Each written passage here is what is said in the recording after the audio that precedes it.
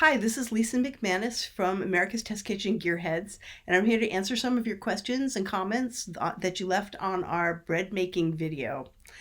So let's get started.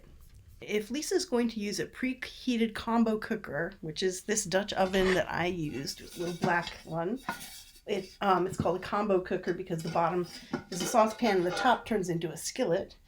I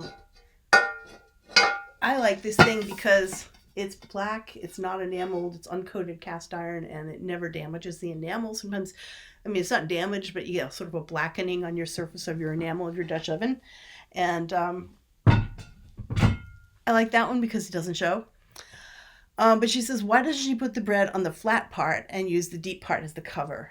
And there's no chance of burning yourself by lowering bread into the hot, deep part.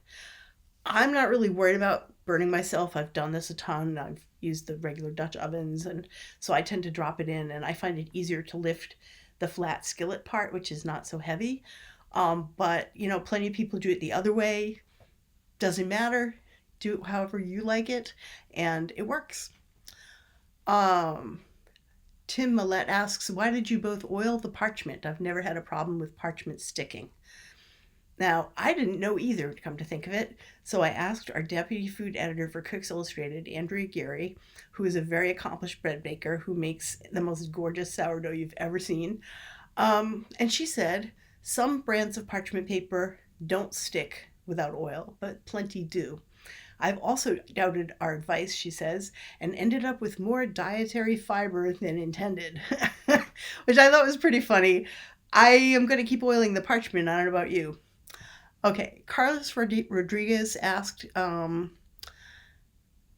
why didn't you include a proofing basket? Okay, a proofing basket, also called a banneton. You've seen those baskets. They look like sort of coiled up fibers, and sometimes they have a linen cloth attached, are great. We love them. They work. Get one. Use one if you have it.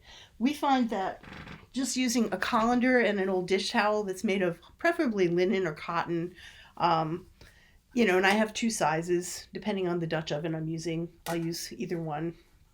That also works. It works like a banneton, and likely you have a colander and an old dish towel.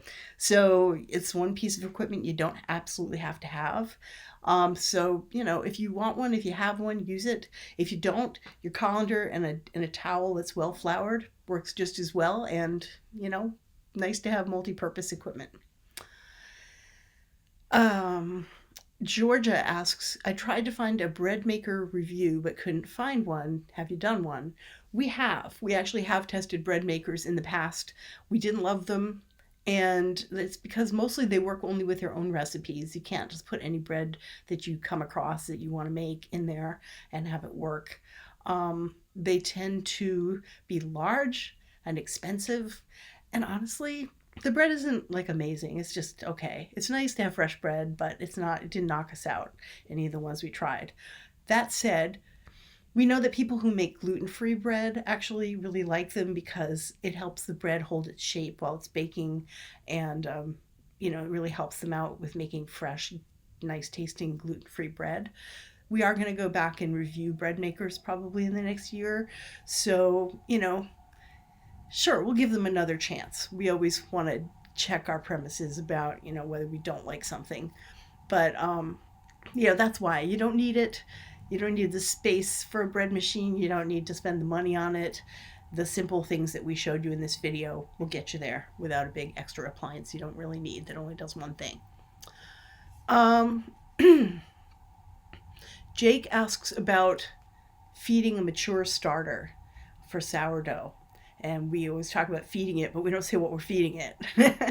Don't worry, there's no starter kibble or anything that you're not buying.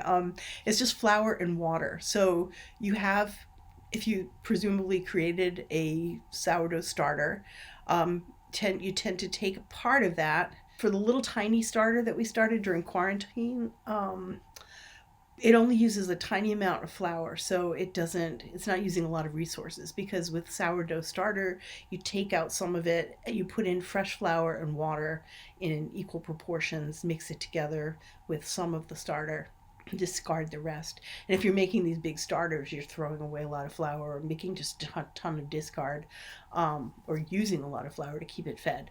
This our Quarantine starter, which is what I use, takes 10 grams of flour, 10 grams of water, and 10 grams of the previous week's starter. And once a week, you mix those things together and take the old remaining starter and put it into a discard jar, and then you can use that discard for lots of things. As you know, it's not really discard, it's just not going forward as your current starter.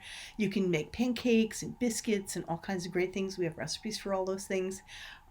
It's pretty wonderful. So a very small amount of stuff, about 5 minutes a week, and you can keep a starter going. One of the people in the comments said that she's got her grandmother's starter. It's 100 years old. So you can keep this going pretty much forever.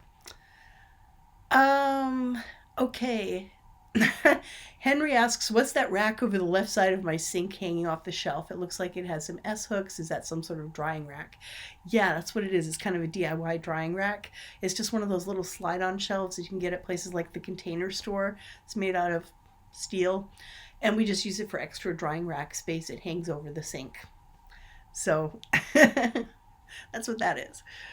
Okay, Ms. S asks, do you really need a lom? Would a well-sharpened paring knife be enough? Yeah, it would, but I have to say I was using a well-sharpened paring knife, and it doesn't really compare to the lom. It drags on the dough a little bit, and you don't get that quite that precision that you get with the razor blade that's attached to the lom. So I actually did the testing of loms when we first reviewed a bunch of them a couple of years ago, and I chose that one after making a lot of bread with a lot of different loms. And then I didn't buy it at home because I didn't make bread that often at the time. Now I've been making bread more and more, and I said, you know what? This is like kind of driving me crazy that I make this beautiful loaf and then I've got this sort of dragged cut that doesn't look as beautiful as I want and isn't as precise as I want. So I bought the lom, and I'm not sorry that I did. I think it's really good.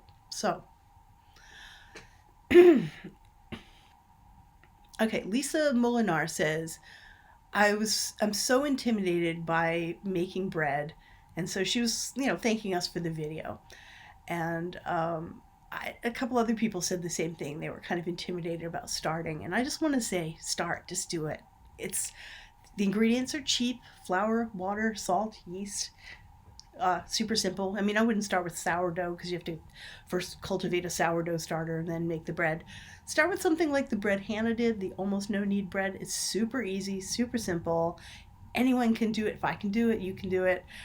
Fool around with it. If you make a few rocks, if it doesn't rise or looks weird or something, laugh it off and try again, because the reward, which is going to be very soon to arrive, is delicious, warm, crusty bread. Your house will smell amazing. You'll get this great thing. You'll feel really amazing and like you created this something that you could eat and share. And it's very simple. Everyone can do it, and I know you can too. So go for it. Don't be afraid. And that is about it. Thank you so much for watching and commenting, and I hope we'll see you next time on Gearheads.